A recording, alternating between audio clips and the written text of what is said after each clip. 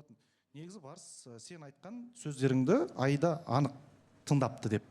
Сол себептен мен айтқан болады. Мен микрофонға айтқан жоқпын. Неғып мен қосып отыр деген сияқты сөз болды. Ал сен айтып отырсың там Айдан жақсы көрдім, үйттім деген сөздер, ондай сөздер болған жоқ менің аузымнан. Жоқ, сіз алдыңғы эфирлерде айттыңыз ғой, Айда маған ұнайды деп айттыңыз ғой. Енді сөйтіп айтсашы, ұнайды, бір кішкене бауыр басып қалдым деген әңгіме болды. Сіз қазір ұнаттым, жақсы көріп қалдым дегенге келтіріп отырсың да, ондай ой салу керек емес. Мен бірінші айтып кеттім. Сіз алдыңғы эфирлерде жақсы көрем, ұнатам деген сөзді айттыңыз енді. Соны нәрсені ұмыттыңыз ба деп сұрап жатырмын. Жақсы көрем деген сөз болған жоқ о жерде Айда. Ал сұрақ ұмыттыңыз ба дейді Айда.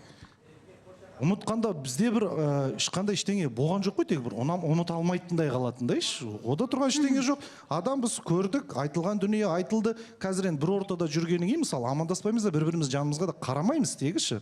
Болды осымен мен ешқандай бір қарсылығым, бір Айдаға деген бір жаман ойым деген сияқты ондай түп ештеңке жоқ. Жақсы. Ринат. Андай ғой бала сағана. Бір андай бір болады ғой. Бас жақтан мен не байқап отырмын, Айда жақтан не байқап отырмын. Андай екеуіне жамандағанда емес, екеуіне бір ұшық